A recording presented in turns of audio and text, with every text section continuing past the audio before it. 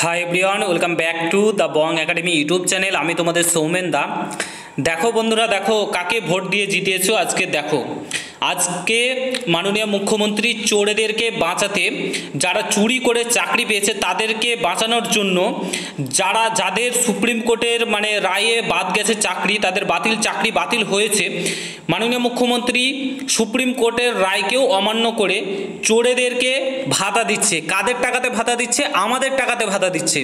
এবং তিনি কি বলছেন? তিনি বলছেন যে তাদের ফ্যামিলি আছে, তাদের পরিবার আছে, ছেলে মেয়ে আছে। কেন? আর যারা বাকি স্টুডেন্ট রয়েছে, বাকি চাকরি প্রার্থী রয়েছে, তাদের কি নেই? তাদের কোনো ফ্যামিলি নেই?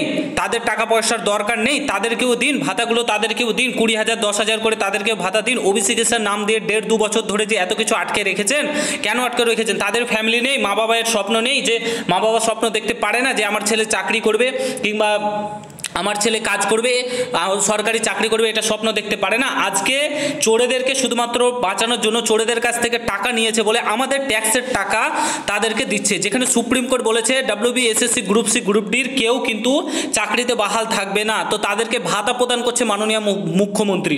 জঘন্য লাগছে। পশ্চিমবঙ্গে আজকে কি অবস্থা! আজকে সুপ্রিম কোর্টের রায়কেও অমান্য করছে। ঠিক আছে, এখানে দেখতে পাচ্ছ চাকরিহারা গ্রুপ ডি শিক্ষক কর্মীদের মাসে 20,000 টাকা ভাতা দেওয়ার ঘোষণা মুখ্যমন্ত্রী। 20,000 টাকা করে ভাতা দিবেন, ভাবা যাচ্ছে?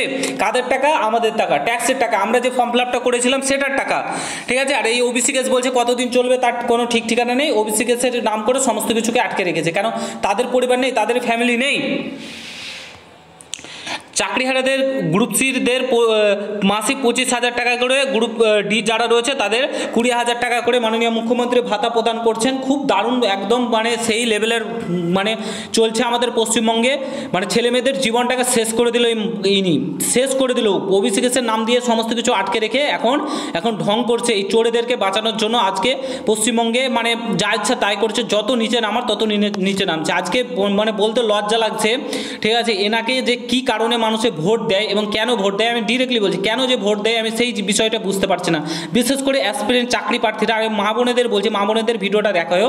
এই 1,000 টাকার লক্ষ্মী ভাণ্ডার নিয়ে আজকে দেখুন ছেলেমেয়েদের জীবনে কীভাবে ছিনিমিনি খেলছে এই সরকার। কতটা আর নিচে নামবে বলার কিছু নেই। ওদের ফ্যামিলি আছে, কারণ ওরা টাকা দিয়ে চাকরি পেয়েছে, তার জন্য ওদের ফ্যামিলি আছে। আর আমাদের ফ্যামিলি নেই। আমরা এতদিন ধরে পরিশ্রম করছি। আমাদের যত অ্যাসপিরেন্ট রয়েছে তারা এতদিন ধরে পরিশ্রম করছে চাকরি পাওয়ার জন্য। নিয়োগ না করে ওবিসি কেসের ইস্যু দেখিয়ে সমস্ত কিছুকে আটকে রেখে একটা জাতিকে শুধুমাত্র বাঁচানোর জন্য, ভোট ব্যাংকের জন্য শুধুমাত্র 12 লক্ষ ওবিসি যদি বাদ দিয়ে নিয়োগ প্রক্রিয়া করে কোনো ব্যাপার নয়, তাদেরকে বাঁচানোর জন্য শুধু তিনি ওবিসি কেসের নাম দিয়ে সমস্ত কিছুকে আটকে রেখেছে। এর কোনো সুরাহা কিংবা কোনো কিছুই হবে না। বর্তমান অবস্থা খুবই খারাপ। সত্যি কথা বলতে পশ্চিমবঙ্গের ভরসাতে না থেকে আমি বলবো যারা চাকরি প্রার্থী রয়েছে চলে যাও তোমরা সেন্ট্রালের দিকে ফোকাস করো। SSC group D group C এগুলো নিয়োগ হচ্ছে, ওগুলোতে ফোকাস করে যদি চাকরি হয়তো লাগবে, না হলে তুমি এমনি পরিশ্রম করে বাইরে খাটতে চলে যাও, তার থেকে অনেক বেটার। ঠিক আছে, কাজে লেগে যাও, কাজে লেগে পড়ো, নাহলে এই সরকার জীবনটাকে তছনছ ছিনিমিনি করে শেষ করে দেবে, শেষ। আশা করি বুঝতে পারছো। ভিডিওটা এখানে সমাপ্ত করছি, বলার কিছু নেই। দেখা হচ্ছে নতুন ভিডিওর সঙ্গে। সুস্থ থেকো, ভালো থেকো। গুড বাই, জয় হিন্দ, বন্দে মাতরম।